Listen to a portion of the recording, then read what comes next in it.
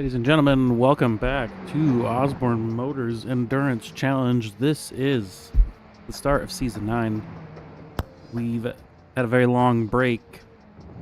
A little over a month now. It's the new year. It's 2025. It's January. And it is just me in the booth. Chris Kraus, Devin Adams. Both suffered traumatic brain injuries chasing some elk off a track in a yellow flag accident. I'm not sure if we'll hear from them again, but later on tonight we will be blessed with the angelic voice of Bob Lindell. But for this first 30-minute sprint, you have me, the one and only fake racing driver, Marcus Osborne. Our first week starting out is a sprint week, so we got two 30-minute races. We are in the good old USA. We got our first race at Long Beach, and then we will be heading for a sunset race at Detroit Belle Isle. It has been a while since I've done this, so prepare for a rusty, possibly terrible broadcast, but we got a big grid out here tonight. 36. We got 36 drivers out. New addition for Season 9. The GT4 will be split into AM and Pro series. We do have a couple returning, or we have one returning Pro in the GT3 division. Mr. Scott Kimbrough has not been with us for a few seasons. He did dominate a few early seasons, has gotten plenty of trophies. Took a little bit of a retirement, and he is back in action out here at Long Beach. We managed to draw him back out, and he sits there atop the pole. 118.4, a full 2/10 ahead of Mitch Buenaventura, and another 2/10 ahead of Nick Tyrrell in P3. Nick Tyrrell only 300ths behind Buenaventura. We got quite interesting top grid. Kimbrough, Buenaventura, Tyrrell, and Sides. I don't think I've ever seen those four at the top of a grid before, ever. We got all our pros out there. Of course, our pros and our amateurs, they are different divisions. They get scored separately, but they fight for the same points each race. So if an amateur GT3 manages to finish first overall above all those pro GT3s, they get all those points. So GT3s, they're all going to be fighting together. They're all fighting for the points. Same with the GT4. But our pole sitter for the amateur GT3 looks like Lemaster. Another name I'm not going to know how to pronounce. Another year. More names. It's gonna throw me off. So we don't quite have the overlay working for the Pro-Am split for GT3, GT4. So my future co-broadcaster Bob, he'll be able to come in here and explain himself, but he changed the first names to either Pro or Am, so we'll be able to see. But that means these new people like Lemaster. I don't know your first name, but I'm sure it's fantastic. I don't think it's Am. But we got our Pro Sitter GT3 Lemaster P2 Saba, I believe, is a familiar name. You do know Michael Doyen. He's a familiar name. He is up there. I was gonna say P3 Amateur, but no, he is Pro Division. Those two amateurs qualified pretty high. We'll see if that stays the same after the whole power ranking shootout. Let's see who is on track. Maybe some kind of camera view where we can see people. We are on track. We're on board with Christopher Piero. Currently sitting 1, 2, 3, 4, 5, 6th in the AM division. I think this is his possibly final lap, coming across the lines with not a lot of improved sectors. So I don't think we're going to see a better time from here, a better time from him now. Does look like he put in a 121.8, his best of a 121.08.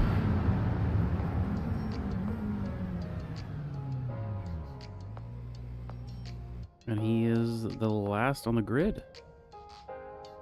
last qualifier. We were waiting for everyone to line up on the grid here in about 30 seconds time.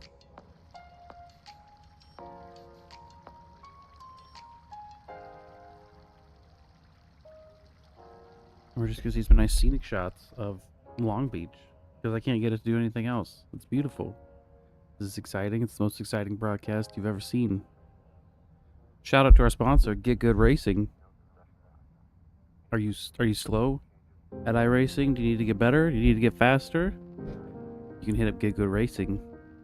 If you are a part of our Discord, hit us up for some discounts. That's getgoodracing.com. And there is qualifying officially ending. The car is going to be out there lining up on the grid.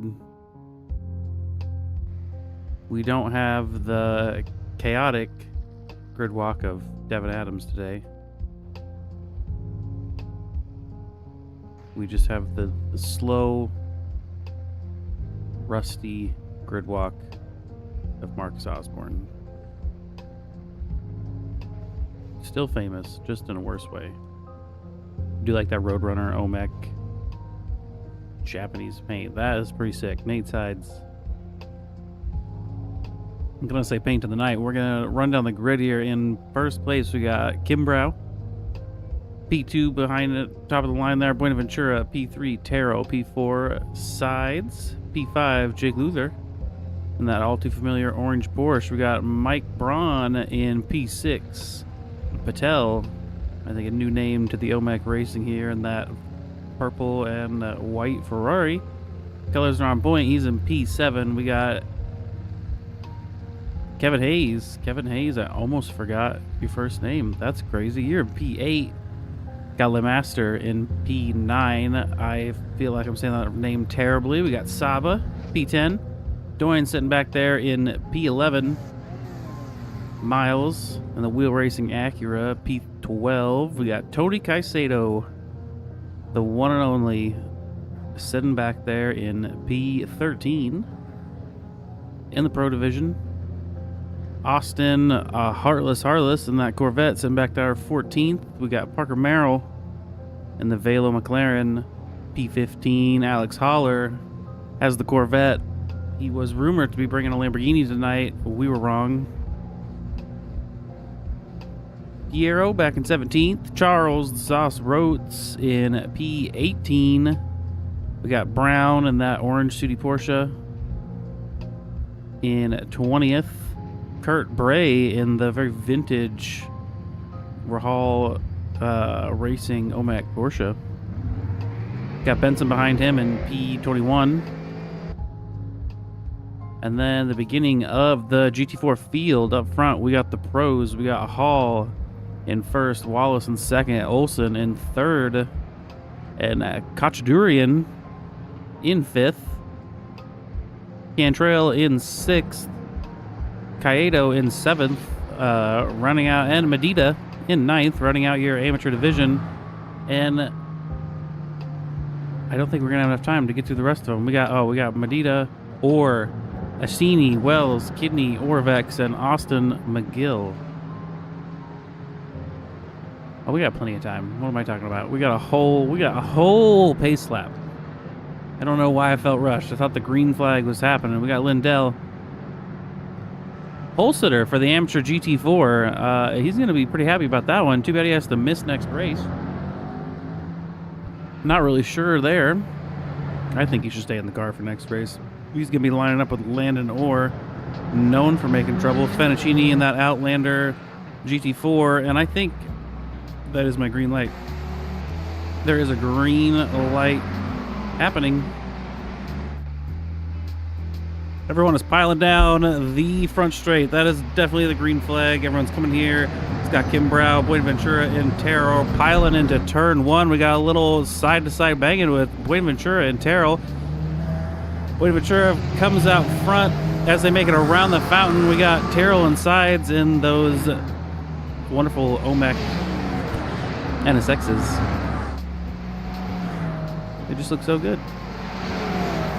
And that's it. We are coming around, made it out of there. We got Terrell making a news on the inside of Kimbrough.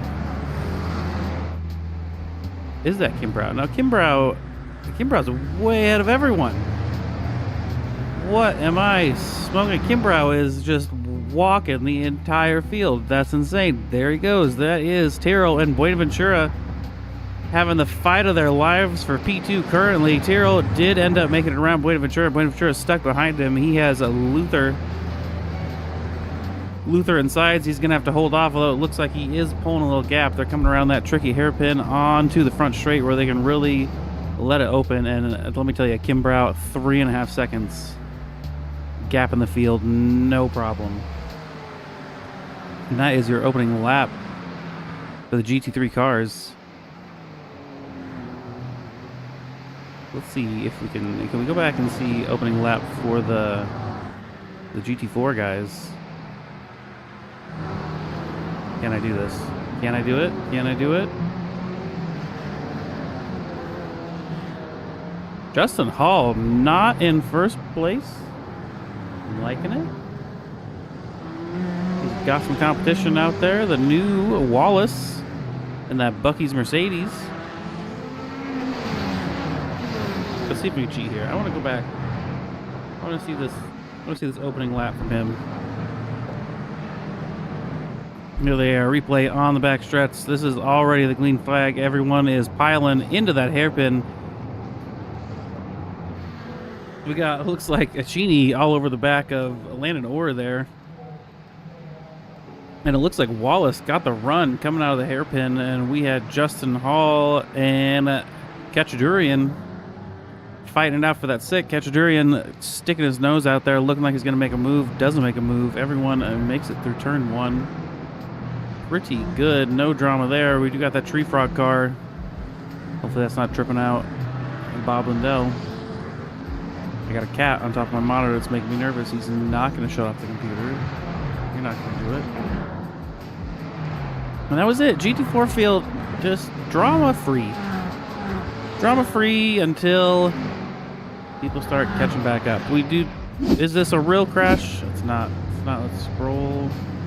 Oh, we got many crashes. We got a crash from a kidney. Saba Roy. Let's go back here to Mr. Hayes. Coming into turn one.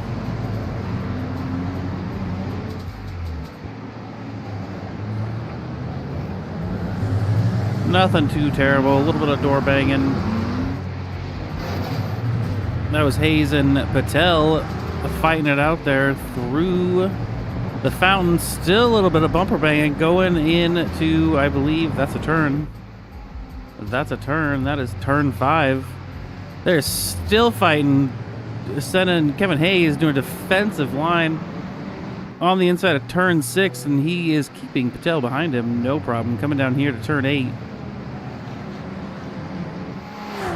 What a battle.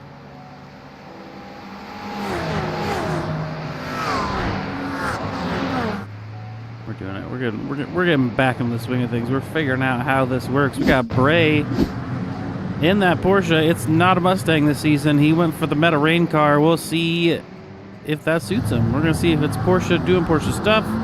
Ooh, a little bit of a pile up. We got a Corvette in the back of Sauce coming around the fountain. Not too big of a deal.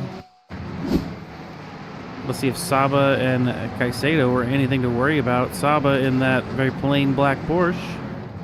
Coming around the hairpin. I'm going to think this is everyone. Yeah, that's everyone just piling up. There you go. Here's Caicedo piling up on the hairpin. Just a nice little domino effect. Honestly, Long Beach hairpin, one of the worst corners in iRacing, in all racing. It's just god-awful. They could get rid of it and just round out that corner. I wouldn't care. That'd be fine. Got some lights flashing as everyone gets around that. We're going to get through all these crashes before we get back to the action. There is Bray trying to set it on the inside of the Sauce, and this is that backup in the... That's... Oh, no! That wasn't what I thought it was. I thought that was the regular hairpin backup. It's not. Hold up. Let's go to the cockpit. Back me up.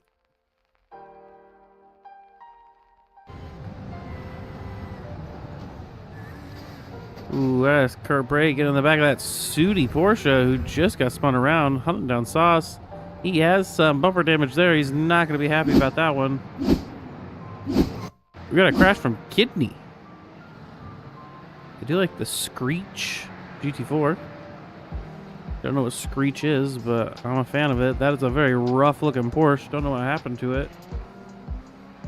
Let's go back a little bit and see what happened to Kidney. Doesn't look super damaged there. Nope, we still got damage there. We're gonna find it. Here's Kidney. With damage. Not with damage yet. He is behind the Tree Frog McLaren. And the back end just comes around, puts it in the wall. Even the GT4 Porsche is not immune from Porsche doing Porsche things. Alex Haller, we got a crash from him. Coming through this final series of corners, coming into the hairpin. Is it just come to a stop? Is it everyone just coming to a stop at that hairpin? I'm gonna love that. That's gonna count as a crash every single time. Let's look at Michael Doyen making a pass on Parker Merrill, coming down. I believe this is into turn 6. This is the turn 6. I'm an excellent broadcaster. Makes a wonderful pass right around the outside, and that very American red, white, and blue Corvette. Loving it.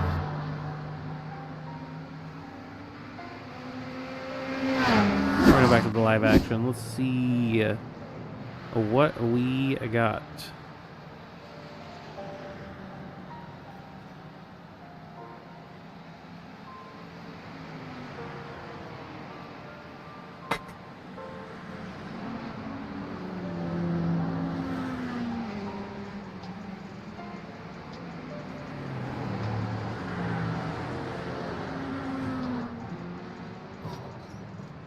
Anyway, sorry. Distracted by a cat. We're going to go up here. We got Kim Brow 6 seconds ahead of the field. That is just the craziest shit I've seen all night. And back here, we got Terrell, Buenaventura, and Luther still battling it out for P2, P3, and P4.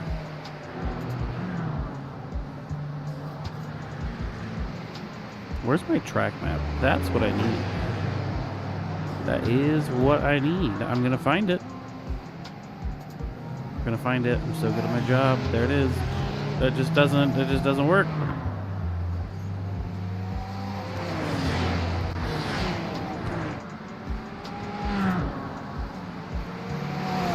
Working before. Guess it doesn't want to work now. That is okay. We got a crash from Olsen. Is it a real crash? Is it a real crash? He does have a little bit of a damaged front end. Not sure what happened. Maybe this had something to do with Orr's crash? It's not a crash. It's not a crash. It's people going around the hairpin, isn't it?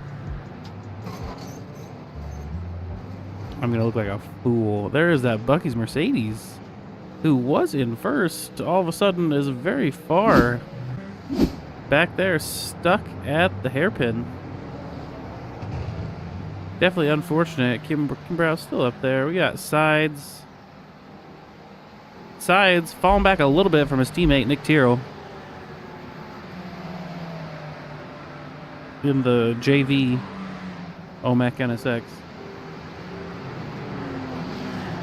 I keep seeing crashes popping up, but I can't trust it because it's just going to be people going through the hairpin. That's fine. Looks like Sides has made a mistake coming through turn 1, and he has Mike Braun all over the back of him coming through the fountain. We're going through turns 4 and 5. And he has an angry fluorescent green NSX all in the back of him. Is he going to throw a defensive line coming into turn 6? He is not. Everyone should be on full attack mode tonight. There is no fuel saving. There is a car in the distance. What happened? It does seem like Orvex. Orvex he's got a busted car, bud. Just said, nah, I'm done. Or forgot what corner it was. We're coming around here. Nate Sides coming through this back complex of corners up to the hairpin. We'll see if he will get a good enough run to maybe shake Braun coming down this corner. Braun took a narrower entry into that. Got exited there on the inside. He's going to stick into that draft. We do open setup races here at OMEC, Osborne Motors Endurance Challenge. So some people run the fix, some people have their own custom setups. It could make a difference on the straights, but doesn't seem like it. We got Braun running a little bit wide there, kissing the wall, coming out of turn 1. It looks like Sides has regained his composure. And is pulling a little bit of a gap on Braun, although he ran a slower lap time last lap. We go down here the field a little bit. We got LeMaster, Merrill, Doyen, and Saba making their way past a very damaged GT4 car.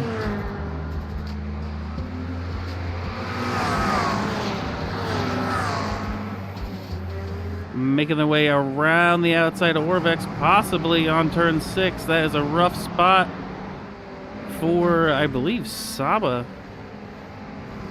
He gets stuck behind, and there is LeMaster hitting the wall on the inside. We got Caicedo. Yeah, Saba was held up behind that GT4, but he has managed to find his way on the back of Caicedo. We do have some crashes. I believe that the kidney crash is real. All the GT4, GT3 passing action going on around him. Coming into turn 5, and I don't know what kind of setup he's got on that car or damage, but that rear end does not want to stay in place whatsoever. Caicedo managing to pull quite the gap on Saba on this straightaway. Coming into turn 1, not a problem. Christopher Piero hoping, looking at the back of that Porsche, hoping to hunt him down. Maybe we'll go on board with him and see what he does this lap. We're going through the fountain. Up here in turns 4 and 5, kind of a tricky, well, they're really tricky. They all kind of seem the same. Just a bunch of 90-degree corners, but they're off camber and they're weird right there. You get on the gas too early or cut that curb too much, back end of the car is going to get a little squirrely. Coming up here to turn 6, going to brake there on that 200 board. Try to get that front end turned in. Tell you what, it's super hard with that corner exit grip of the Porsche. We say it every season, but that is one thing the Porsche is good at. You can just slam the gas coming out of that corner, and there's going to be grip. There's going to be traction. As you can see, he is just pulling away from Christopher Piero. McLaren seems to not want to get turned in right. Kind of running in wide there. The hairpin, such a terrible corner. Just a god-awful corner. There they go, down the front straight. Mike Braun still battling Nate Sides. Nate Sides kissing the wall a little bit of sparks there, coming through turns 4 and 5. We got Kidney, Orvex, and Medina crashing every single lap. Medina actually did crash. That was him. Medina in the Sudi Porsche, coming through turn 4, coming out of turn 5. And there it is. You get on the gas too early right there. There's that little bump. Likes to upset the car, and you spin. It's usually not a big deal for crash-wise, but position-wise, you're done. Real crash from Olsen. Ooh, yeah, Olsen tapping the wall a little bit. Olsen is a little rattled tonight.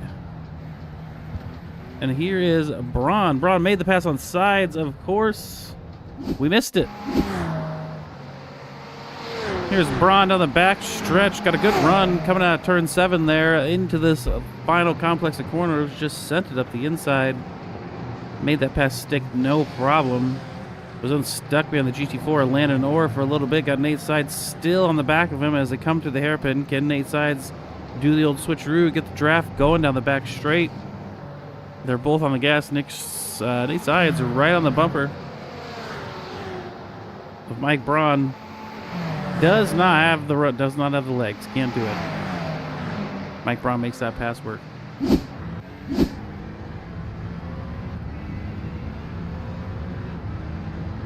Mike Braun now. We're on board with Mike Braun on the back of Mitch Buenaventura and Jake Luther, who are battling each other 3 and 4. Mike Braun tries to get on the outside of Buenaventura. There is that OMEC Aston Martin. Who is it? Is that Patrick Cantrell? OMEC Aston Martin placed. That's a tactical OMEC Aston Martin placed at the correct time for Buenaventura, not able to make that pass on Jake Luther. We're coming in Porsche v NSX, and Nate Sides, you can see right behind him in that rearview mirror. I saw the corner of the bumper, and we are coming down the back straight. We're going to see what Mike Braun can do on this lap. No GT4s in his way. 2 Porsches in his sights, ready for battle. Coming into turn 1.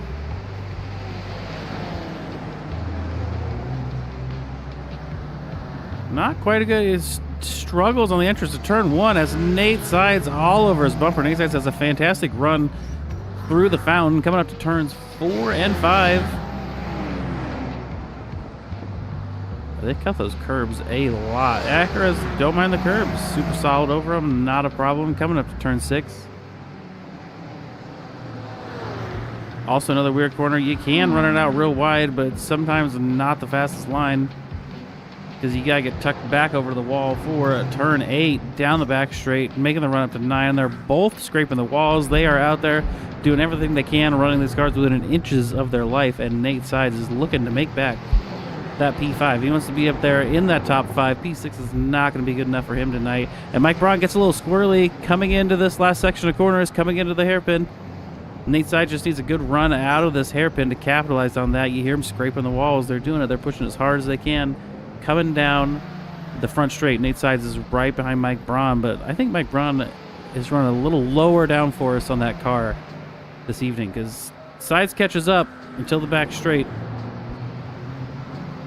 He just can't quite make the ground, but I think Sides running maybe a little more downforce than Braun this first section here through the hairpin. He can carry so much more speed. Braun is caught up behind that Bucky's GT4. He's not going to want to see that between him and Buenaventura. This is Nate Sides' opportunity to pounce if he gets this corner right. That was a big cut on that curb. I would not be surprised if that was some sort of slowdown or instant point. And now he's caught behind that Bucky's Mercedes. Got a blocker Mercedes. A whole gaggle of damaged, slow-moving, tree frog-colored GT4s getting in between Mike Braun and Nate Sides, and he is stuck behind that train GT4s. That is not what he wanted to see. That's rough. That is rough right there. There's Nate Sides. Nate Sides, he's in the party chat. We'll let him get around the hairpin. And we're gonna see what he had to say about that battle right about there.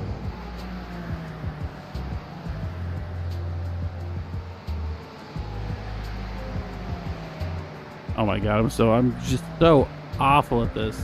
Nate Sides. I'd assume probably has me. No, he can't hear me because my thing is not set up correctly. Goodbye, Nate Sides. That is my work phone, everyone. I will be right back.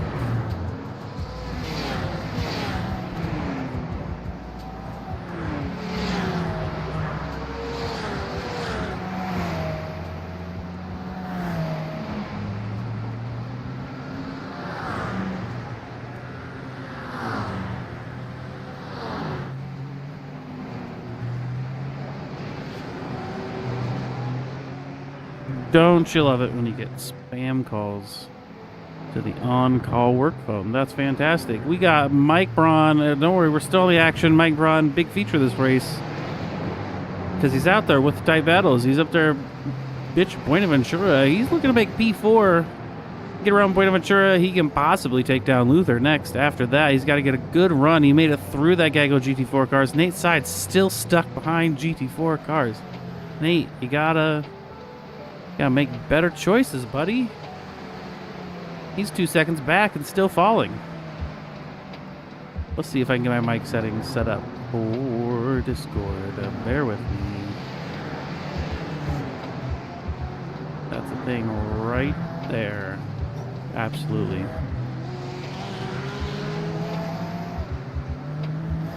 Nate Sides, can you hear me? Yes, sir. That was a very close battle there, Mike Braun, but you just got caught up in that gaggle of GT4 cars. How's that feel? Yeah, a little bit of a pile up, but you know, that's what happens in multi-class. That is. You think you're going to be able to... You got 10 minutes. You going to hunt him back down? I'm trying. All right. Trying, man. Good luck. Thank you. That was Nate Sides. Fun fact about Nate Sides. Secretly Amish. Do with that information what you will. How is he on the computer? We don't know. We got Saba. I don't think newcomer. I think Saba has been here before. He is in 12th place overall. He's hunting down Parker Merrill. Is this a real crash from Wells in that GT4? It's not. It's a goddamn hairpin. The goddamn hairpin. But another crash from Chris Wells. This one I think is a real crash. Shit. I got duped again. No, I didn't. This is a real crash. This is a real... Oh, the Porsche GT4s hate that corner. Don't hit those curbs. Those curbs are bad news.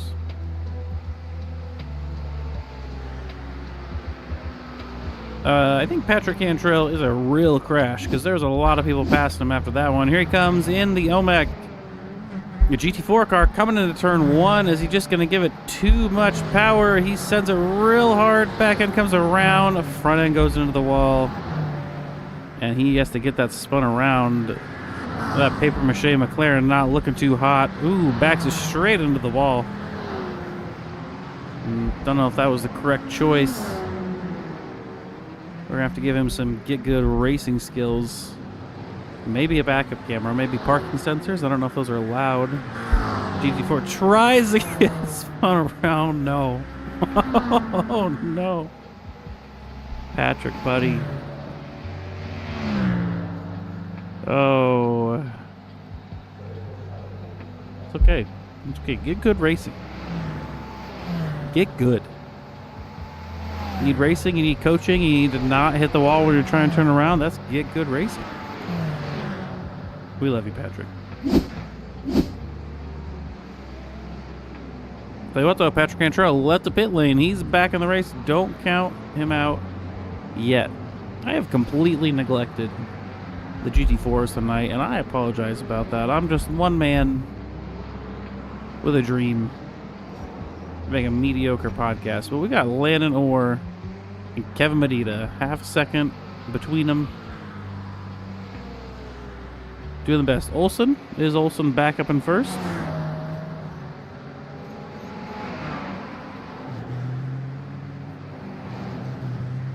We got Hall back up in first. Hall in first place. Olsen in second place. You know, I really thought Wallace was going to come in and change that. He had a very, very promising start. I was rooting for the Bucky's Mercedes to split up the domination that is Olsen and Hall, but not. There is a, I believe, Sooty Porsche of Mr. Brown in the background as I was pontificating about GT4 things. Coming, oh, just, ugh. Michael Doyen narrowly misses it. Just a series of kind of silly little mistakes. That'll get you. That's a street track. Stop focusing for 1 second. You're done.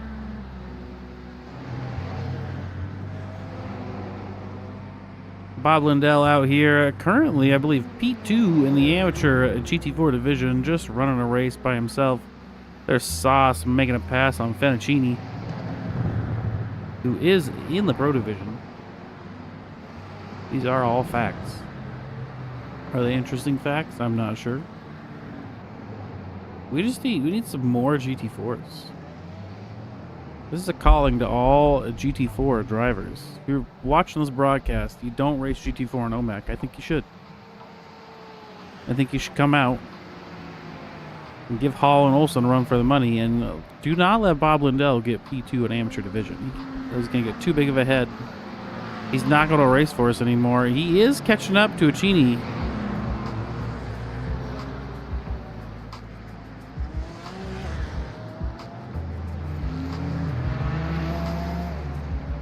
I would pull him in, but he'll be in the booth Don't you worry. He's technically in focus, so I can't pull him in.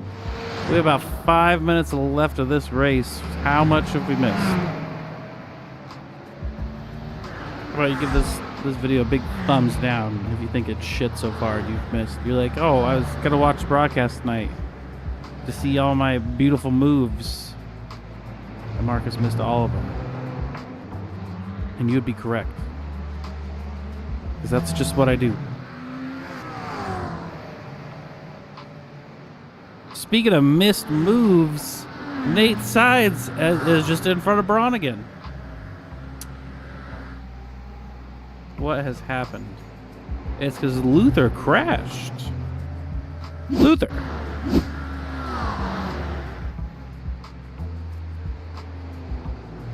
Oh, is this that crash? No, this was not that silly. It was.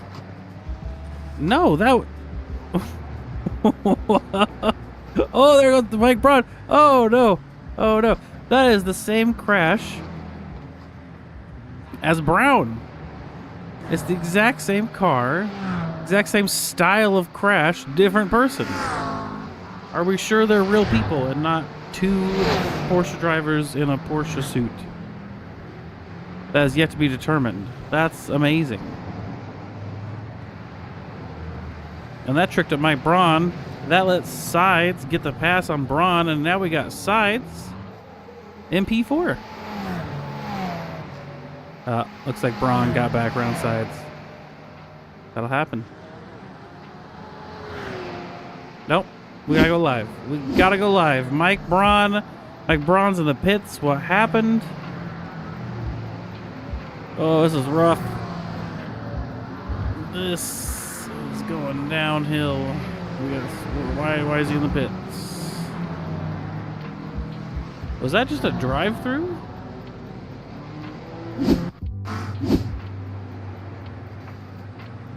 There's Braun getting around Luther. There's Nate Sides getting around Luther. We're coming up. We're on the back straight. Here's Nate Sides making the pass on Mike Braun a lap later on turn 5. Coming up to turn 6. Just gets a great exit out of there. I'm not sure if Mike Braun maybe caused some damage. There's the pass, and then after that, Mike Braun scratches the wall again. Oh, yeah. Grazed the wall. There is a crooked tire heading into pit lane for his fast repair. But we do have a crash from Mr. Fenacchini. Fenacchini. Don't know why I said that so weird. Coming into turn 1, just misjudges it. Can't get on the brakes in time, and that is Bob Lindell. Passes for position. Good job, Bob Lindell.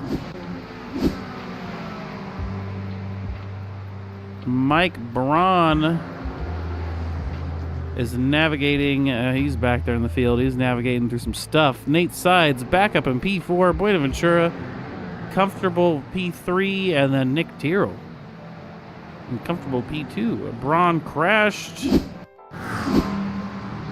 We just saw Braun navigating that P3 side by side with that Lamborghini. Oh, he goes wide, hits the wall.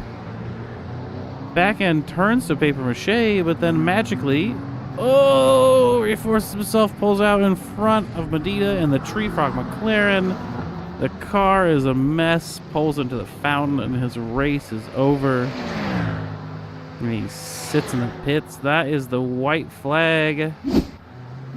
That's the white flag flying behind him. Which means that is a lot of things happen in this race. I think we missed a lot of them. I think we got some good ones. I think that was a good one. I think Patrick Cantrell was a good one. I think we can get a good highlight reel going from this broadcast, I think.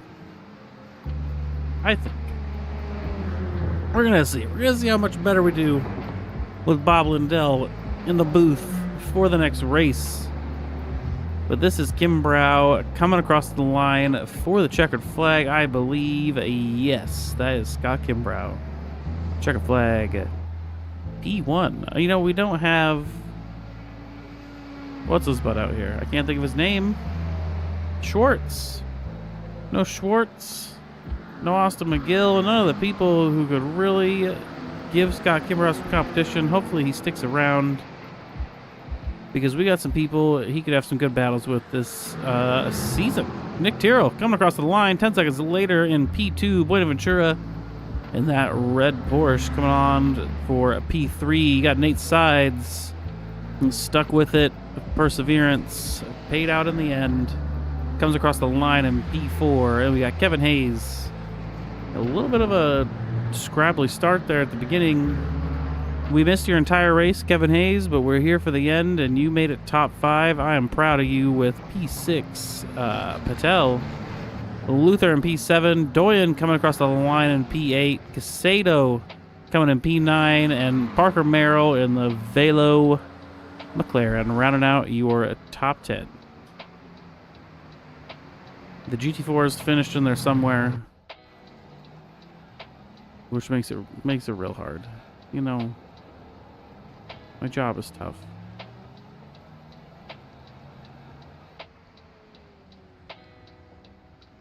Who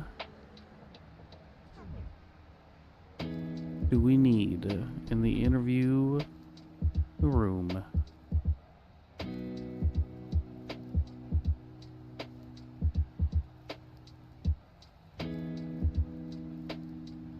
This is good. This is good. Dead air. You know, people would just come to the interview room. I usually have someone to, you know, type this stuff. Now I got to do everything myself. Don't know how I feel about it.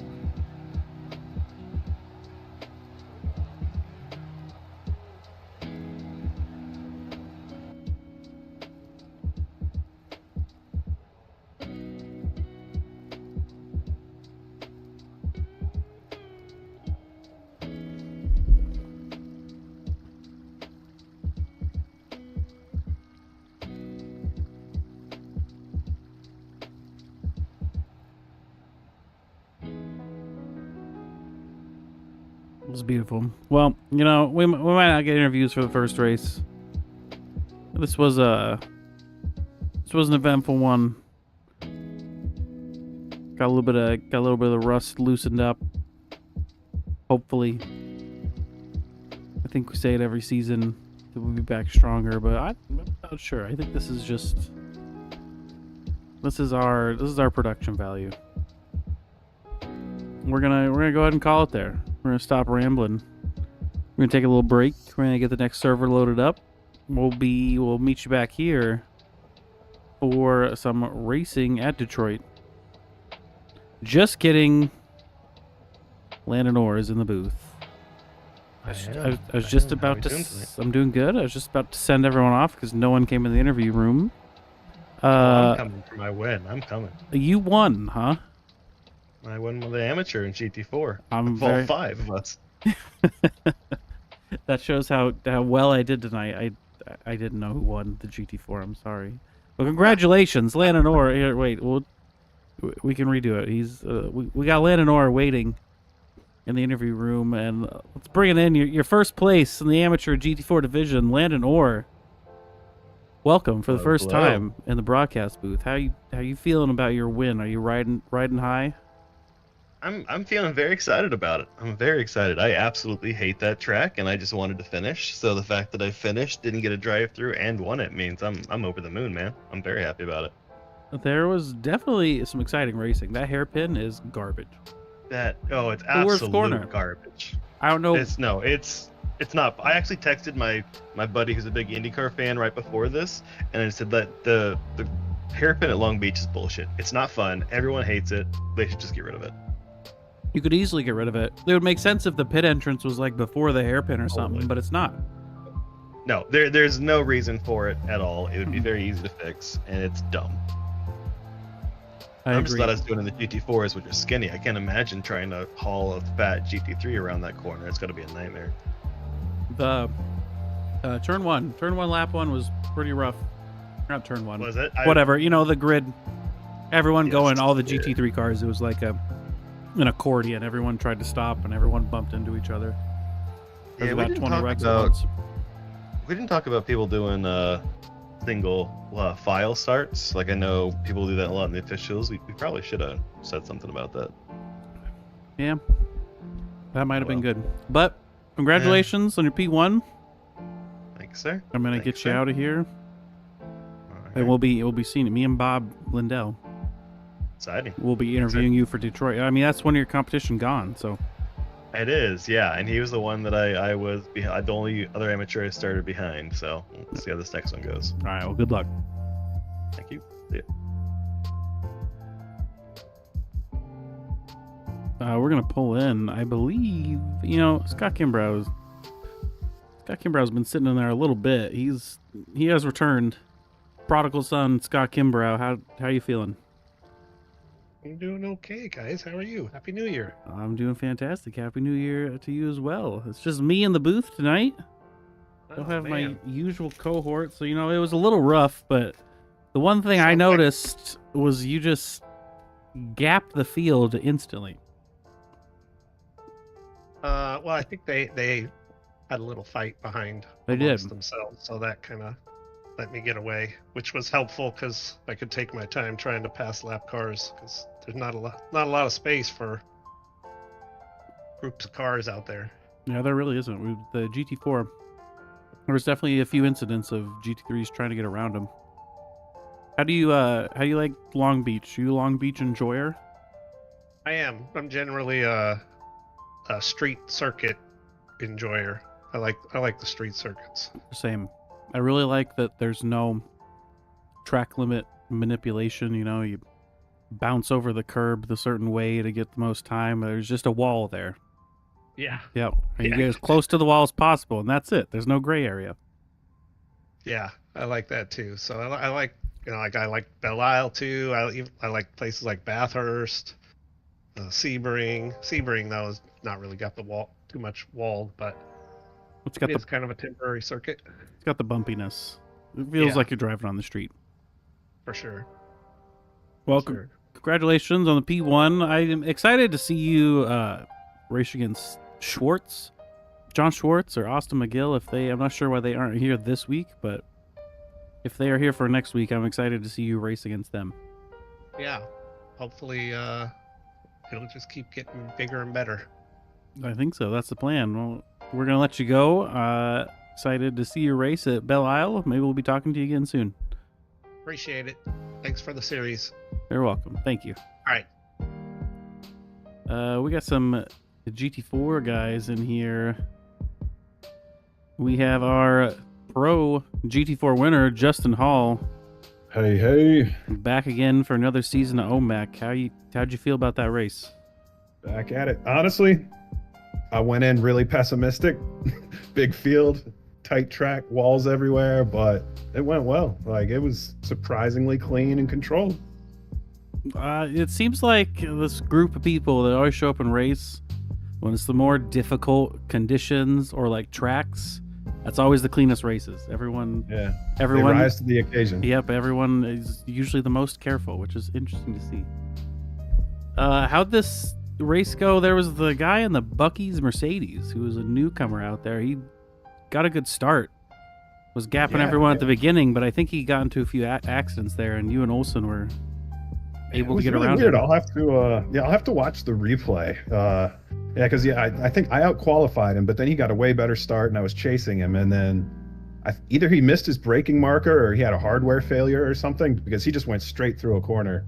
No. I wasn't sure what happened there, but I don't think he ever caught back up to the very front. But this next one will be good. I think he's got some pace. I think he was faster than me, and I just caught a break there. It'll be exciting to see. Are you like Long Beach or Belle Isle better? If I'm being honest, I fucking hate them both, but I'm here. Let's Belle Isle doesn't have a hairpin, so you're good. True. Okay, Let's give it that. Yeah. All right. There's more bumps, but fuck it. No, That's true. Yeah, we'll stick with Belle Isle. All right. Well, congratulations on your win. We're gonna let you go. Look forward to your race in Detroit. Maybe we'll see you back here. All right. Thanks a lot, guys. And we have our P2 in the Pro Division GT4, Jesse Olsen, also back again for another season. How you feeling about Long Beach? Back again. What's up, Marcus? Not much. I'm here by myself in the booth. It's been rough. Oh, way to hold down the gantry. Somebody's got to do it, man. I did. I think I missed half the race. I'm not sure, but I'm here trying. Well, thank you for trying. That race was good. Feels good to be back. Well, I love Long Beach. I don't know why. I know. Feels like it's always fun in any car. It's a very polarizing track. Everyone that's been in here, like 50-50. They either just completely fucking hate it, or it's their favorite track ever. I haven't had anyone who's been like, it's okay.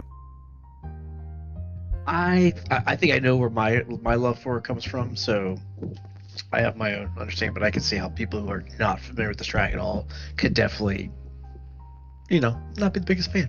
Are you a hairpin enjoyer? I mean, I could do without it, but the rest of the track is so good, you take it. The rest of the track is very good. Now, what about this compared to Belle Isle? Well, I suppose you probably like this better than Belle Isle.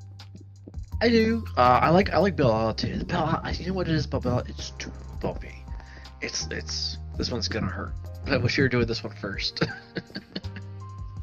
Yeah, I think Belle Isle might be my favorite next to Bathurst. Those are the top two. Yeah, it's very fun. Should be a fun race. We'll see if I can get back in there. It was pretty quick last round. Yeah, I'm excited to see you race against Hall and who's in the Mercedes? The new guy. Stephen Wallace was Yeah. the new guy. He was super quick.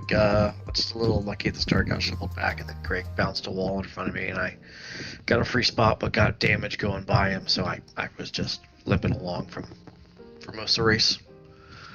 Yeah, I did see that. You had I couldn't take anything to Justin. Yep. Well, we'll let you get back to it. I'm looking forward to see the race between you three and Detroit. Maybe we'll see you back here. All right, have fun. Yeah, bye. And that's it. Those are the interviews. Interviews are done. Yeah. For a second, I thought nothing was working, but everything is working. We're gonna take a little break. Get the new server up. Chris Kraus and Devin Adams are rolling in their grave right now because they don't believe in intermissions, but they're not here to make fun of me. No one's here to yell at me tonight. It's very peaceful. We'll see you guys in a little bit.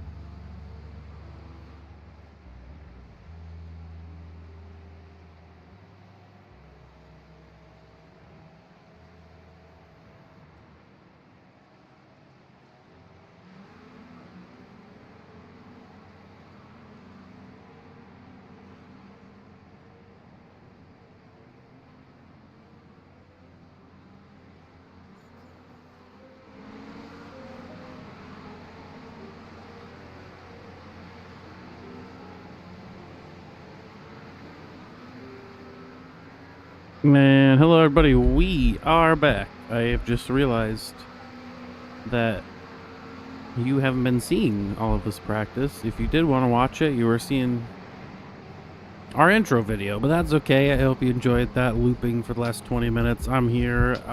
We're in the booth with Bob Lindell.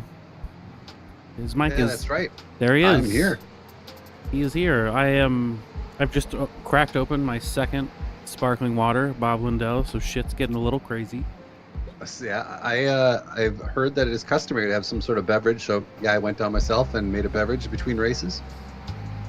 So the broadcast was a little rusty. How was the racing after a month off of Long Beach? You know, from where I was, that was a delightful race in that, you know, there was some spin outs, there was no, you know, there was a little bit of trouble at the hairpin that one time, but a lot of very classy class passing, you know, nobody getting too antsy. It was very respectful, so I kind of liked it. It was a good start. Sometimes it can be really chaotic at the beginning of the season when everybody's super nervous, joining a new league or wanting to start out great after a little bit of practice. So it was actually pretty cool to see from where I was driving. Pretty calm and reasonable race. Did you end up P2 for amateurs?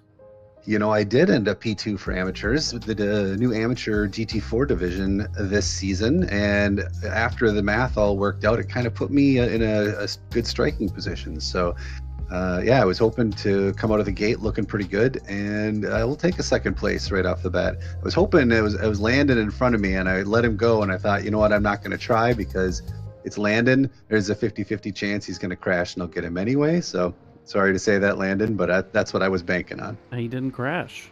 Yeah, and he didn't crash, so I lost that gamble. Nice work, Landon. But you know who did crash? Who's that? Patrick Cantrell.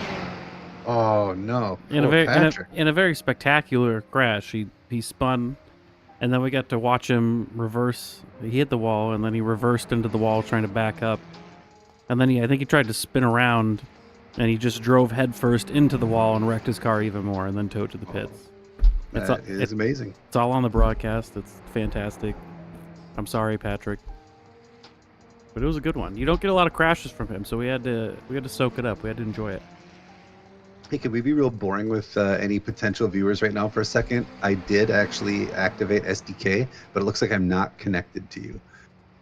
We can be boring. Okay, so in the live timing server section. Yes. You need to put on the room name. OMEC. All capital letters. Yep. That should be it. And then I join as commentator? Yes. And then set your commentator mode to copy broadcaster. Yep, yeah. That's what I was missing. All right, should be. So now when I switch cameras, does it switch on your screen? Yep, that is perfect. That's pretty slick. We did just say our room name on a live broadcast. We did do that, so probably we should change it for the next one. This is what we mean when the professional broadcasting services you get here at OMEC. That's true. There goes Landon Orr into the wall. I think he was just working the kinks out. I think he was just about to start his flyer lap too. So yeah, we've had the same room name for 2 years now. We let Bob in the booth, and now we gotta change it. Yeah. Yep. First day. Fun fact about Belle Isle. My wife wanted me to let everyone know this is her favorite track on iRacing. Oh yeah.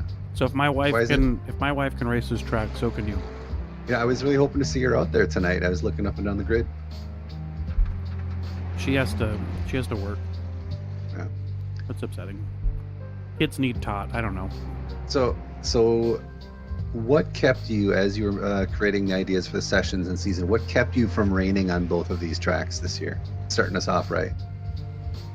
You know, I thought about it, but I wanted some participation for the first week. I think just to get them hooked. First week is free. You start paying for the second week. Out of it. And I'm pretty sure we've raced Belle Isle in the rain 2 seasons in a row. Yeah, it was rainy last season. And it was rainy the season before that because that was Tony Caicedo's heartbreak. There was a safety car. He was going to win the championship, and he messed up the safety car restart, crashed his car. And of course, Tony Caicedo moving to pro this season. I'm sure you went over that in the first race, but pretty exciting move. He's been toying at the top of amateur for a while, never could quite make it happen. But in his quest, he found himself, rubbing up against the pros often enough to where, he had enough shots in the AM and, that pro promotion. There he is right there on screen now in his Outlander Porsche, ripping it up. And now he can go back to battling Michael Doyen. We can have Doyen Caicedo battles once again. I'm excited this race. The new GT4 driver, Wallace. He's very fast. He was finally able to give Olsen and Hall run for their money, but he had a little bit of an accident, overshot a corner, hit a wall. Well, that is exciting. I noticed we have Scott Kimbrough back tonight, and John Schwartz is off tonight, so they miss each other yet again. I'm waiting, as a driver and as just a spectator of OMEC, I'm waiting to see how that happens up at front. I think that is going to lead to some pretty good laps. I think that's finally someone who can challenge Kimbrough. He does really love Long Beach. I think I remember last time we raced at Long Beach, he dominated there, but he dominated here. Within the first lap, he was 3 seconds ahead of the field. He finished 10 seconds ahead of Nick Tyrrell, and Nick Tyrrell is no slouch. Yeah, in the driver's chat, I was hearing Nick talk about he was happy to be within 10 seconds tonight. That was kind of a personal victory. Kimbrough is a 5K I-rating driver, which is crazy. Austin McGill was in the last session, but he didn't end up racing. He's another one who could give Kimbrough a run for his money. Now, I just want to let people know, we're listening to broadcast, maybe you're checking out OMEC. Scott Kimbrough up in the pro on GT3s is a 5K driver, but OMEC is pretty inclusive all the way down the tree. We go all the way from 5K to, I'm looking at just a couple under 1,000 right now. So it is a pretty mixed grid, which makes for not only interesting races, I think, all the way up and down, but also a great learning opportunity to get in. And our faster drivers, they've been with us for a while and they kind of know how it works, and it's a great place. I find that you get faster when you run with fast folks, so not a bad place to find yourself. That's my OMEC promo for tonight. And you can be in the amateur division but still be fighting for points with the pros, even though you're scored separately. If you work hard and you're in there top 5, you beat a pro. You actually beat the pro. You get the points. Yeah, I managed to do that in the last race. Fenn spun in the hairpin, or got held up. I think it was in the hairpin. No, it was in the first corner. He went a little bit wide. I was able to get him and fend him off for 2 laps. So beating a pro, I take his points and puts me just a little bit ahead. We did actually get that on the broadcast. I didn't get a lot of GT4 action because I kind of forget about you guys because you don't get in a lot of incidents. But I got that incident on turn 1. That was a good one. I look forward to watching the replay. I thought I was losing my mind a little bit. We had, who's the two Suzuki drivers? Luther and Brown. Both driving the same orange Porsche. And they crashed on turn 7 on 2 separate laps, but they both crashed the same exact way separately. They both hit the wall in the exact same weird fashion. Like they nicked the first corner and then bumped into the next corner and then spun. And it was so much that I thought I got tricked and I was watching the same, like I clicked the wrong thing. And I was like, oh, that's just Luther's spin again. But then it wasn't Doyen that dodged him. It was Sides and Braun. I was like, oh no, that's a different one. And I think Nick and Nate were both running the same livery last race too. I love that livery. I think that's the best OMEC livery so far. It's the second best for sure. I don't know. I think you need a new one. I did finish the season last in season 8. I finished it out with the dark variant of that, where all the white is replaced with the black. That's it's like the evil world. Yep. Like when you show up with a mustache and darker eyebrows and you're from the evil dimension. Yes. That's pretty much what it is. I thought thought maybe that would take me across the edge and I would beat everybody, but I did not beat everybody. That's the one I use when I run in officials. Yeah. You use the black one? Yep. I don't have any OMEC Porsche paint. But I do like Patrick hits it out of the park with the anytime there's like little Japanese letters on a paint. I don't know. It looks good. Same with his Ford GT one, the bullet bill Oh yeah. paint. Fantastic. We do have Kurt Bray out here running around, surprisingly not in a Mustang. He's chosen the Porsche. A couple car changes this season that are pretty interesting. You know, you're just talking about Patrick, who makes our liveries. He is abandoned the Porsche, I think, for the first time in his OMEC career, and is driving the Aston. As a Aston enjoyer, I think he's going to regret it. The Aston's not that good. All right, are we looking at the end of qualifying right now as we're looking at this? Is the end of qualifying. We've got about 30 seconds before everyone's going to grid.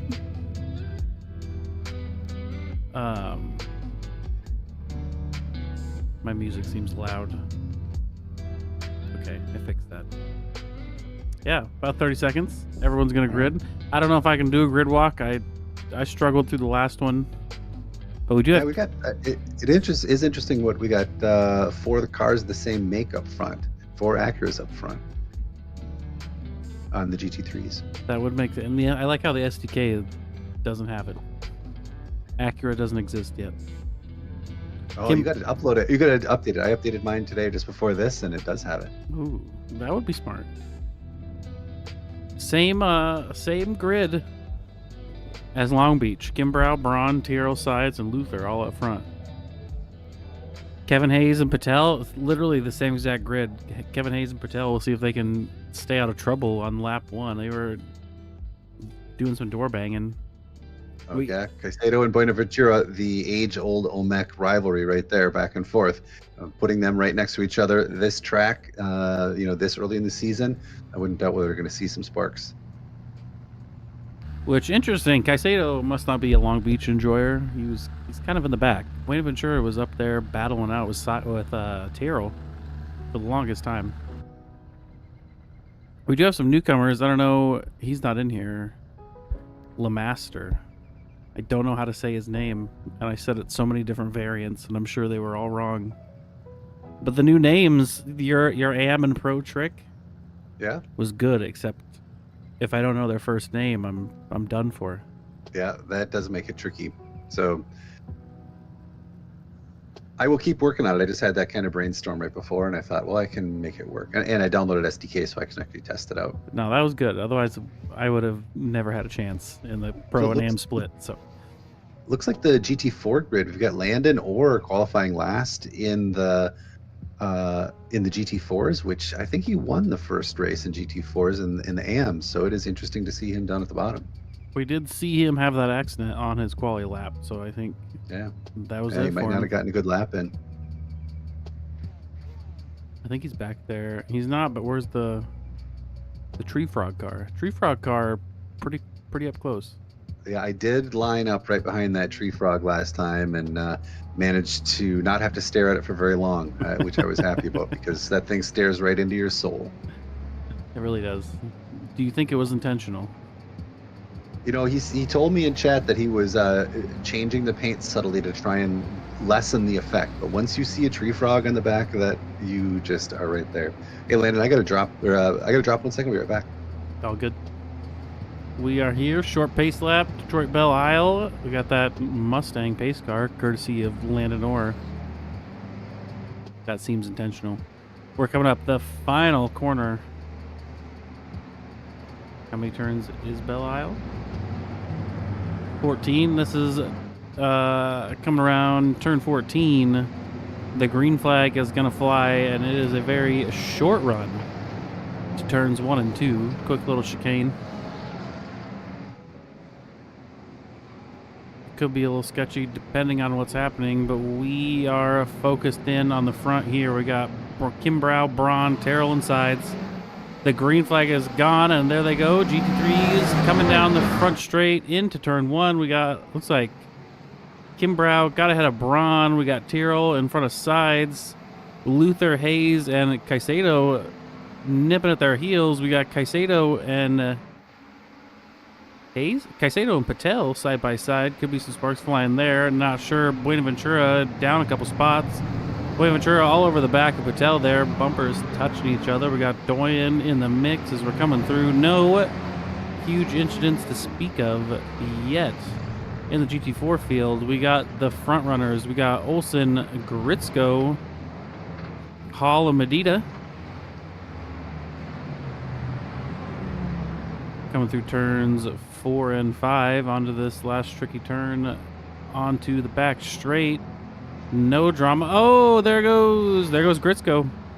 Gritzko back end comes around. I do know that Mercedes GT4 on the back end does get loose before you get those tires warmed up, and that is my least favorite thing about that car. Gritzko, I feel your pain. We got a Kidney and a Wallace. Looks like we might get a spin from a Kidney, and Wallace could end up getting collected. Oh, Gritzko is still there on that back straight. Tries to back up, get out of the way. They all three get collected. That goes Wallace in the back of him. Wallace was up there with the front runners. Looks like he didn't get a good qualifying. And now they are all here in the back. Not a replay. Not what I want. Don't want the replay. Did I spy a Bray making passes? Not sure. Not sure, but we got Kimbrough up front. Kimbrough and Braun, I believe, teammates on that Empire Racing.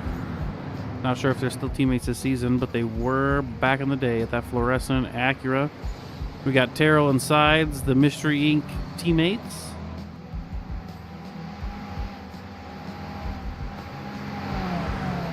My Trading Paints doesn't want to load everyone, and that is fine. We got a crash. We got a few crashes. We got a crash from Wells and Landon Orr. Got that Sooty Porsche coming into turn 1, is just overcooked on the brakes. Landon Orr gets around him, no problem. We got a crash from Heartless coming in. Oh, back end of that Corvette just got twitchy, and there is no runoff for when that happens. That's straight into the wall. That's the thing about street tracks. There is not a lot of forgiveness. You make a little mistake, pushing on the edge, that's what's going to happen. Tyrrell and Sides falling back from Kimbrough and Braun. Kimbrough not pulling away quite as much at as Long Beach. We got more crashes. We got Oliver. This is Bray. Oliver in the amateur GT3s. Is this the same crash I just looked at? It's not. Oh, nailed it. Absolutely nailed it. I think that was Benson that he ran into. We got Benson in the Valhalla Mustang. I'm liking that. I'm liking the brown. The back end comes around. He's sitting there, and we got just a heat-seeking missile right into the back of him. That is probably going to be race ending for those two. Unfortunately, it is a sprint weekend. We got Sides still on the back of Terra. We go a little bit back down the field. We got Luther and Hayes spread out a little bit. Kevin Hayes having to keep Luther off his tail. And then we got Tony Caicedo.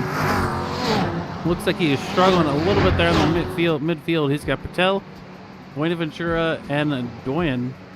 Just Patel, Buenaventura on the back of him. I think he's going to be hoping that Buenaventura and Patel get into a little more of a fight. We're going to go cockpit view on board with Buenaventura, who's going to be hoping to hunt down Patel and possibly make a pass on Tony Caicedo, the lifelong rivalry of Caicedo and Buenaventura. There is turns 2 and 3. We're coming down the straight after turn 3 under the Penske arch, coming up to turn 4, which is a really weird braking zone. There's that Valhalla Mustang not having a good time. Patel runs wide. Buenaventura capitalizes on that, takes that corner beautifully. Turn 3 into turn 4. Run right up against that wall, but not touching it through turn 4 into turn 5. Kind of a tricky off-camber, bumpy guy there. Into turn 6 onto the back straight. Looking to get the power down.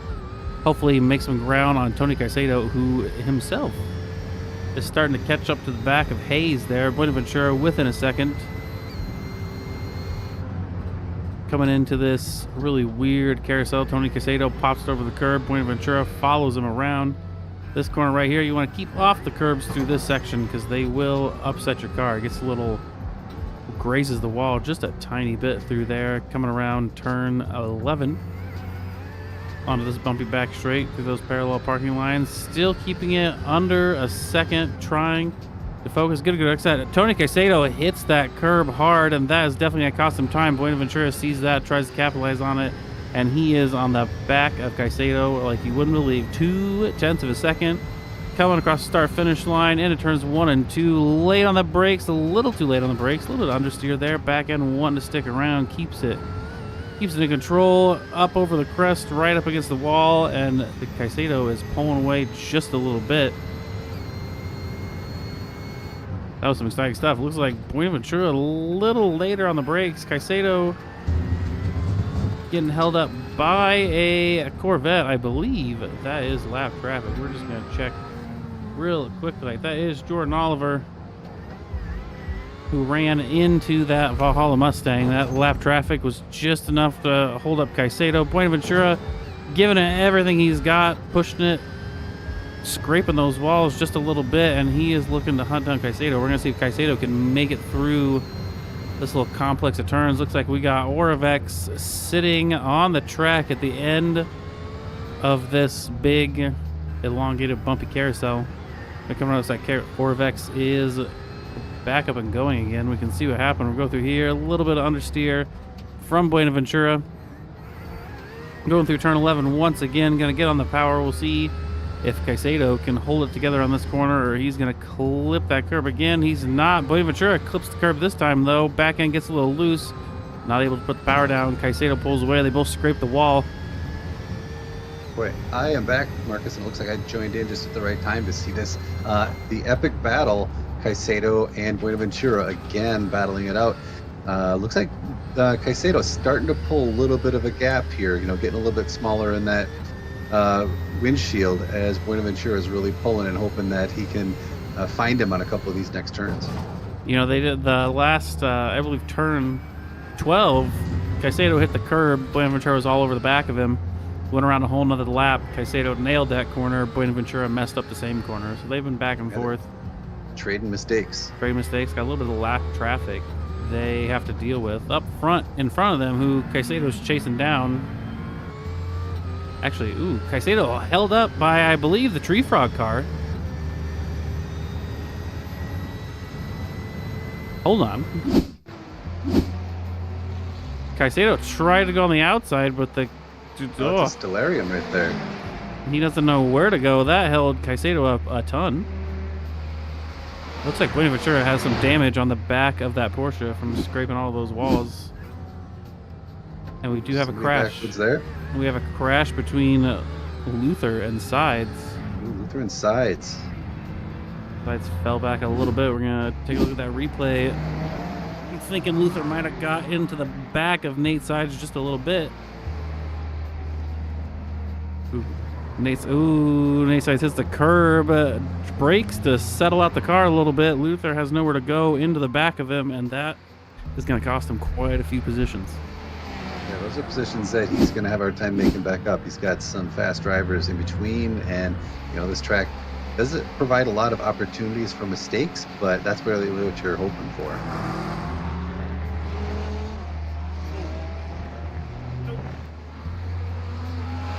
All right, just had a cat jump on my back from the floor. We're good. Yeah, that's... Everything's okay. As they will. That will happen. Let's go down the GT4 field. Olson and Hall. While you were gone, Wallace on the Bucky's Mercedes crashed again. Oh yeah, I'm seeing him down at the bottom right now. I'm hoping he sticks it out for the rest of the season, because if he can just do a race without crashing, that's going to be a good battle for the pro GT4 class. Really mix it up there in the front. I love at the beginning of the season when you've got returning, veteran fast people who are thinking, all right, this is it. This is my season. I got it in the bag. And lo and behold, somebody new jumps in and spoils all the plans, and they end up fighting the whole season anyway. It does make for more interesting broadcasts. We do have Hall and Olsen fighting out pretty good up front. You couldn't have two more different GT4 cars fighting each other. You got the big V8 Mercedes and the little narrow I enjoy Porsche. just looking at the size difference of those two cars. I think is it's a little intimidating to see that in your mirror, and seeing it from this view especially. You're like, I don't even know how that works. The Mercedes is just so much wider. It's crazy. And noisier. It is noisier. Did you know Mercedes and the Aston Martin have the same engine? They have the same engine. The same engine. Different transmission, but Which one is sexier, the Aston Martin or the Mercedes? I'm the Aston Martin guy. Yeah. But if you're going pure cockpit view, like you're sitting and driving it, Mercedes is way better. The Aston Martin feels like you're driving a van. It's the way we're gonna go Cantrell. Cockpit view. You can't see the hood at all. Yeah. I don't know. I like seeing the hood of the car when I drive. I don't know if it's just because I'm tall. But most cars I sit in, I can see the hood. Do you see the hood of your Porsche when you drive it? I don't. It is a little bit weird. It slopes away pretty fast, and I'm sitting pretty low on the floor, so I don't think I see it at all. That would drive me nuts. You get used to it. When I drive this car on iRacing, I move the seat up 3 inches so I can see the hood.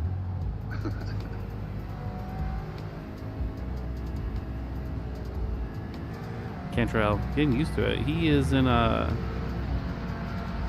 place is he in? He's behind Gritzko, Ashini, Kaito, Madita. 1, 2, 3, 4, 5, 6. Cantrell back there in 7th. I'm almost betting he's regretting the Aston, but I hope he's having a good time. It sure does look nice. He's got that new livery on there, and I love that. That is one of my favorite of his recent liveries. It looks really slick on the Mustang. And the Lamborghini that we had for whatever endurance race we last did. Yeah. Who's this? Who's the kidney guy? I don't know about him, but I like that his last name's Kidney. Chris Kidney. All right. Well, let me look him up. But he's been out here in a usually pretty beat up car. Still Chris here. Kidney looks like he's a new OMEC register from right after Christmas. He joined us in the AM class. It looks like fairly new, right around 1K driver, Class C license. So happy to have him aboard, and hopefully find some good people to race against here.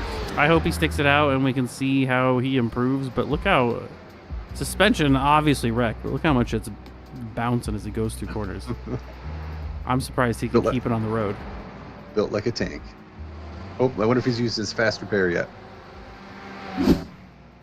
I don't know. Someone should tell him. Did you get on and do driver's meeting for this race? I did not. I've split it to only do driver's meeting for the first race of the two. Otherwise, it's just too much people listening to me talking the same thing all the time. Oh, that is true. Probably why everyone goes crazy on the second race. They're out there driver meetingless. That's anarchy. We got Doyen catching up to the back of Patel. American mid-engine versus Italian mid-engine. Yeah, you couldn't have much more American flags on that Corvette, but I have to admit, as much as a not flag guy and a car as I am, that does look pretty mean. It looks pretty nice. Yeah, it works. It definitely works on a lot better on the Corvette than it was on the Porsche. Themed a little better. They're going through this carousel here. I think this is turns 7 through 10. And then the exit of the... Coming through turn 11. I really love that corner of the track because you exit. And there's that little dip on the end, and to get it right and get all the traction, you have to be right up against the wall. This is just such a good track. It's Yeah, like it Sebring with consequences. Yeah, and the consequences are out there. You can scrape a wall once, maybe twice you get away with it, and then pretty soon you find yourself a wheel damage or something. Takes surprisingly little, I think, with those wall scrapes to find yourself with a meatball, even though your car is driving fine. I've had that happen too many times here. Did you know that they don't actually race here anymore? This track, it doesn't exist anymore. Yeah, I have heard that. That is, you'll never get to drive Belle Isle. I think you could go drive it. Yeah, you can actually go on Google Maps and like kind of walk the track from that. You can kind of see where it was. I think they have don't they have a new one on a different island? I think that's right. That's what when I was researching, that's also what I found. Who knew there were so many islands by Detroit? Michael Doyen thinking good and hard about the move he wants to make. I think he's clearly faster than Patel, but he's trying to make a pass that's not going to end his race. Because that's the other thing. This is a hard track to pass people on. It really is. You got to find your spot, and I think this is really interesting. This is a sign of a maturing driver here at OMEC who is being really patient, finding his spot, knowing that finishing is the most important part. Doesn't matter if you go for the gap and you wreck. That's a lot of points in the bin. You'd rather stay behind somebody a little bit longer than you think you might want to, as long as you can wait and make that pass safely, or wait for them to make a mistake. This is a mistake-prone track. You put enough pressure on somebody, stay in their rearview mirror. A lot of people are gonna cave to that eventually, and then you hopefully are not in the way to get collected, and you get that position for free anyway. He's definitely more mature than me. Those turns back there, turns 12, where he made the mistake on that curve, I probably would have tried to send it up the inside of him. Of course you would. He's being very patient, much more patient than I would be. He tried to send that dummy on turn 1. It wouldn't have been a dummy for me. That would have been a real send. That would have just been the real send. It would have been full 100% organic send. And I think, weren't you known for quite a while of running United States Postal Service paints? Yeah, just gotta send it. Just gotta send it. I'm also did not finish a lot of races, so it's not a good. There's a reason I'm sitting here in the broadcast booth. I wasn't good enough to win championships, but I can talk about everyone else. It's a better job. Yeah, something to be said for that. Kidney crashed again. This time he's in the pits. Oh, we'll see if he uses fast repair this time. Little Porsche just did not hang on in one piece. I mean, his suspension's hanging on with about one bolt. Ooh. Yeah, that probably finally did it. Yep, that'll do it. We'll see if his car looks repaired now. Let's get out of this view. Oh yeah, that's a repaired. That's a repaired Tiny. Porsche. Oh no. Oh no! He banged it. All right, keep it up, man. You'll keep on the track, get the points. We do all start somewhere. I was that person. I remember not being able to keep it on track at all. I am often that person still. So yeah. That's over here. The front of the field, pretty well spread out. We do have Doyen still behind Patel. Yeah, so what is this? The front of go back to Kimbrough. Is that Kimbrough and the front of the GT4s? That is. So that is all of our leaders. That is all of our leaders right there. GT4 and the GT3 leader all mixing it up. So they're looking to. Speaking of being careful, none of those guys want to ruin a race. Yeah, they definitely don't. Jesse Olsen definitely not. He's had some. Jesse Olsen. He's had some problems with the passing GT3s in the past. Yeah, Olsen using Kimbrough to his great advantage here, putting quite a gap back on Hall behind him. That's going to help him out quite a bit, give him a little bit of breathing room. I like that. You did not. Olsen still not afraid going too wide with Kimbrough through both those corners. Nice. He didn't fight him, but he made him work for it a little bit. So what is Kimbrough? He's got 7 seconds right now on Mike Braun. So he's got a little bit of time to take it easy. But I also know about Kimbrough is that he's never super happy with just coasting out there. He'll keep the pedal down. He always pushes for it. I'm really excited to see him and Schwartz in a race, especially an endurance race where the strategy is also going to be coming into play. Yeah, that'll be good. Some good racing to see that happen. The sprint races probably for quite a while. Yeah, the sprint races are kind of Tyro's handicap because his whole specialty is fuel saving. I don't know. It is the strategy that does it for him so many times, and I think it's kind of funny as he has made more and more moves that has benefited him just due to strategy. Like it's really kind of spread around to a lot of other people who are thinking a lot more about fuel and tires and saving right from the very beginning, not in their last stint about, oh crap, if I only would have later or earlier in the race. People are thinking about that before. So he's losing a little bit of his advantage, but he always does seem to have some magic up his sleeve. We have seen him scrape 3 walls in the time we were listening to your sentence there. So he is definitely pushing as hard as possible. He's shaving a little bit of weight off. That's what I think he's doing. I do think he could catch up to Braun. He's only 3 seconds behind, but I'm not sure. I do like Braun's fluorescent green. Oh, we got sides. I saw that timer ticking down. He might eventually be making a move with Buenaventura. He was only down to 1/10 of a second.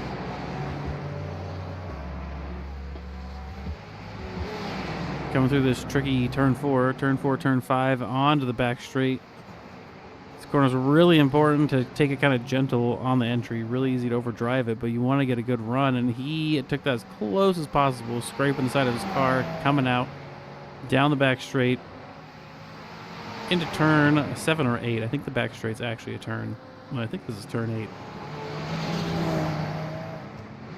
Through the big, long, bumpy carousel. I love this complex back here, this carousel. It's so hard. You want to go so fast. Oh, we just had some sort of big wreck happen. We did. Collected up Doyen. Yeah, Merrill, Harless, Collado, and Doyen looks like all involved in a wreck. Patel got through and Doyen got collected. This way you always just pass. Oh, he did. He tried to make the pass on Patel, and there was a GT4 in his way. I want to see this again from the cockpit view. We're on the back straight, coming into turn 8. Patel breaks early for the GT4, and I think Doyen sees this as an opportunity to try to take the inside, but there's the GT4. Yeah, I don't know that he even saw it as an opportunity. I think that was he got a little bit startled by that early braking and hit the panic button to try and straighten his car out and make that corner, but did not work out. It's always heartbreak for Doyen. We do also have a crash from Nate Sides. Is that okay? There's an earlier crash because that is not a happy Acura. Well, that is, an Acura that has seen better days. Let's see sparks coming out the back end. Nate Sides coming out the back. He was chasing down Braun, wasn't he? Oh, is that GT4 like Hall? Hall? I think that was Hall back there. We missed Hall and Luther. We're gonna take a look. Here's Hall, Luther, and Mike Braun. Oh, too wide. Looks like that was definitely orange cars. Too Sooty on Sooty crime. And then gets nailed by Nate Sides. Just innocent bystander. I think Kevin Hayes was caught up on that as well. Yeah, this late in the race too. That was kind of a heartbreak. I think coming around, you see cars across the track. There's not much you can do. He was on the brakes. Yep.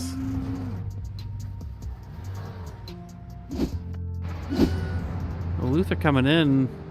I think he was expecting Hall to give him a little bit of room. Hall comes right down. Yeah, that's unfortunate. And then they get knocked again, and then Nate Sides knocks him again. That is rough. That's going to shake up the finishing order for sure. Kimbrough still out there in front. That puts Buenaventura and Caicedo up into 4th and 5th. We should probably go back to the live view. There we go. Buenaventura right now with a 4.5 second lead up on Caicedo. So looks like that is the lead and growing, I think, if Red is right. Yeah, and Caicedo has Hayes behind him. Hayes He's must. It was probably a pretty short tow. He's able to tow, and he's still on the back of Caicedo. It will be interesting to see if Hayes can cut down a 4-second gap in 5 minutes. Yeah, you can tell he's pushing. He's trying to maximize that slip angle around those back corners there, and cursing every time it slides out a little bit, knowing that sometimes slow is fast. That definitely spread everyone out, but down in the GT4 field, we got Gritzko and Fennicini. Or Gritzko and Collado? I don't know, man. Kelvin. What's Gritzko's first name? I think Christian Gritzko. I think he is. I think he's recently back with us. Oh, he was a late. Oh no! Commentator curse. Oh no! Hunting down Kelvin. Kelvin just ran wide, went slow through there. He tried to turn to avoid him, and that was a surprising tap in the front end like that. Spun it. And that was the end of the close battles for the GT4s. Yeah, so you've got Olsen out in front for the GT4s right now, feeling pretty good about where he has managed to preserve his track position, and now he's got a 17-second lead on second, so he's feeling pretty safe there with only 3.5 minutes left before we hit the time limit. So feeling pretty good about rolling back into first. Looks like in first place in the GT4 amateurs is that Landon I'm seeing, if I look at that right, that he is pulling up. He's got Chris Wells behind him, but still a 22-second lead there. So Landon looking to go first tonight if he can just hold on to it. His car is looking pretty rough. Do you see the back? It's pretty crumpled. He definitely got into a little bit of action there. There's lots of walls out there, lots of GT3s trying to make it through, and you know that's what happens on this track. A lot of folks were saying in the driver's chat earlier, ooh, did sides crash again? I just had an alert that it looks like we had a sides crash. Gonna take a look. Fast repaired sides, back out on the track, low fuel, cold tires. Coming into turn one, overshot the braking marker. Kept it out of the wall though. That's good. Did he back it into the wall? No. Oh, man, just there we go. Keep it out there. There we go. Knee side.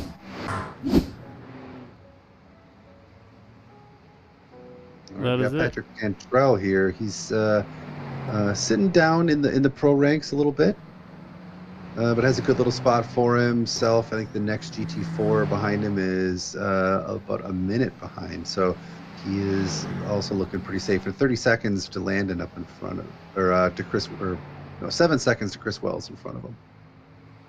He is keeping the OMEC Aston Martin pretty clean. He did tap the wall just as you started talking about him, so I think you bring the commenter curse heavily to the broadcast. That's part of my job. Bring what I can. Bring the chaos. Bob Lindell. Fun fact about Bob Lindell. He never has launched an automatic front-wheel drive car from a stop in his life. Yeah. Not by ramming both pedals down and letting it go up. I think that's an experience we need to get for you. I think we need to go get you a real cheap Ford Taurus off Craigslist. We're gonna let you experience it. I shop on Facebook Marketplace specifically for like what's the cheapest car that I could get that only needs to run for a weekend, and then just spend the weekend jumping it off country road intersections and whipping shitties. Just because I never did that before. I like that, but then I usually feel bad because I'm like, what if someone could have used that car for a weekend, and I'm just out here destroying it. Yeah, I understand what you're saying. I wish I had that. That's very noble. There is Braun Putting Oh, it yeah, into the we are. wall next to Jesse Olsen. Jesse Olsen is just a magnet for chaos. The bad stuff always happens around him. It's kind of like Doyen. Like number of races where there's just really unfortunate events happening around you. Him and Doyen are right up there. I think you're exactly right. Even if it's not their fault at all, they'll just be something. Doyen especially will always be in the wrong place at the wrong time. Yeah. So it sounded like in the driver's chat just now, we heard Nick giving Braun a little bit of ribbing about, come on, it's about time you should wreck. Just as you were talking about how Braun has got a consistent trouble finds him problem. So we'll see. I mean, we should be on white flag about now. So we're looking at Kimbrough, Braun, and Terrell right up front for the GT3s. Yeah, trying to see if I can see the flag guy. You'd think SDK would tell me if... Ooh, into the wall. I think that was Landon Orr. This is the checkered flag. This is it, buddy. Kimbrough coming across the line, a P1, a full 9 seconds ahead of... Is Mike Braun his teammate? I have it up here. Are they a thing? They used to be. Kimbrough and Braun? Yeah. Empire Racing? Well, he comes across yep, the yeah, Empire Racing, Kimbrough and Braun, both teammates. Empire Racing holds down the 1-2. Nick Tyrrell coming across in P3, 11 seconds behind the leader. Buenaventura managed to hold down 4th position, makes it through the chaos. In front of his arch rival, Tony Caicedo, only 4 seconds behind him, brake disc glowing. He's going to finish out in the top 5. He's definitely going to be happy about that one. Kevin Hayes, even with the wreck, still managed a P6. Patel behind him, who I think is a newcomer this season, has a pretty good showing. He's out there in P7. Saba with P8. This P8, that's Saba. He's the winner of the amateur division in GT3, it looks like tonight. Congratulations, Saba. And then Piero, P9 and P2 in the amateur division. And Alex Holler, P3 in the amateur division, rounding out your top 10 overall. As for the GT3s, or GT4s, SDK doesn't show that very well, but it looks like we got Jesse Olsen and Kevin Medina. Has Kevin Medina ever finished P2 in GT4? I don't know. I think this is a pretty good finish for him. He's got to be pretty happy about that. You got Fennicini, P3. Kelvin, P4. And then that rounds out your top 4 for the Pro GT4s. And we got Landon Orr, P1 amateur again. And Chris Wells, P2 for the amateurs. Landon Orr, P1, Dominating 2 today. races in a row. It's going to put him out front right off the bat in that new division. So he's the one to beat. He is the one to beat. It looks like we got some apologies from Michael Doyen in the chat. So I don't think that was not a Marcus type send. I do think that was a mistake. We'll see if we can round up some people for the interviews. Bob said he was going to freeze up if I made him interview someone, so I tempted to make him do the first one. See who shows up first.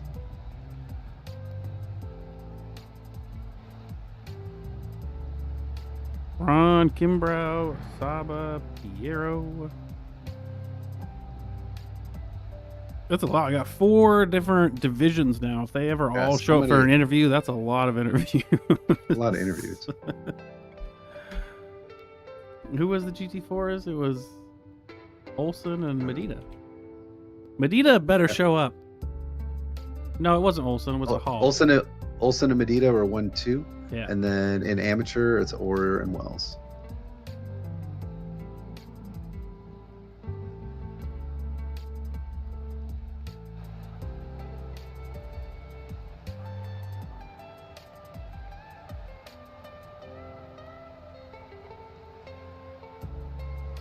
We're going to start off with the P1 overall. Scott Kimbrough, once again, the street track champion. Oh, Marcus. Hello. Hey, Scott. How you guys doing?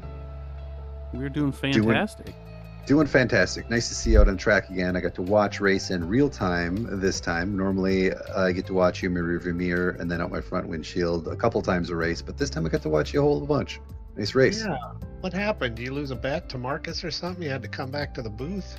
Nah, I figured this time I'd give him somebody to talk to for a while. It's a hard job to sit here and talk to yourself for so long, so I thought I'd spell him a little bit. And plus, I like watching the street races, so it's a good track to spectate on. Yeah, there's generally a lot going on. How was For traffic for you this time? We had, a pretty sizable GT4 field this time, and a lot of new folks out there. So, how much of a factor was the GT4 field? Yeah, it wasn't too bad. I mean, if you just catch someone in the wrong spot, you kind of get held up for a little bit. There's most of the time nothing you can really do about it. I'd like to apologize to Justin Hall. I kind of sent it a little late on him, and I didn't realize until the last minute that he was actually battling Jesse for the lead. So I should have just let him go and waited. So, I mean, there was no contact or anything crazy like that, but yeah. Yeah, My bad. He ended up getting taken out by his own kind. So Uh-oh. there was some Sudi on Sudi crime. Uh-oh, that's not good. That's not good. It was I interesting. mean, it's tough out there with the bumps and everything. If somebody hits a curb wrong or a bump wrong, and then they lose it in front of you, sometimes there's not a damn thing you can do about it. That is true. Plenty of bumps out there on that street course in Detroit, for sure.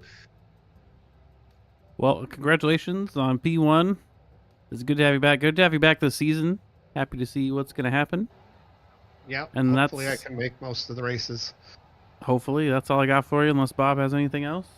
Nope, just congratulations. Nice to see you out there. And, if you do go back and watch the replay, you will find a lot of excited talk about us saying, won't it be interesting when Schwartz is here if you guys line up on the grid? We're all anxious to see what happens. Yeah, it was fun. It was fun when we raced at Sebring last season, so look forward to it. All right, thanks for coming out. Thank you, guys. Have a good night. And we're going to bring in our P2 Empire Racing 1-2. We got Mike Braun. How was Detroit for you tonight? Oh man, what's going on, guys? I don't get Bob to interview me. What's up with that? Oh, he I'm takes not the over interview now. guy.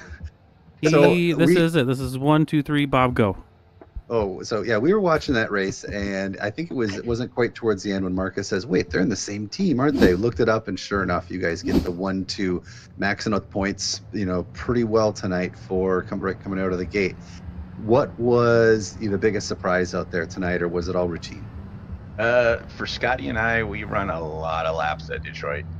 That's our track, so it felt good to be up front and then it helped me salvage a little bit of Long Beach after wrecking out there and getting a meatball, but it feels good, up on top. Scotty's an animal. He is an alien around here, and I can't even keep up with him. So it's good to see him up front. Yeah, it was fun to watch, and fun to.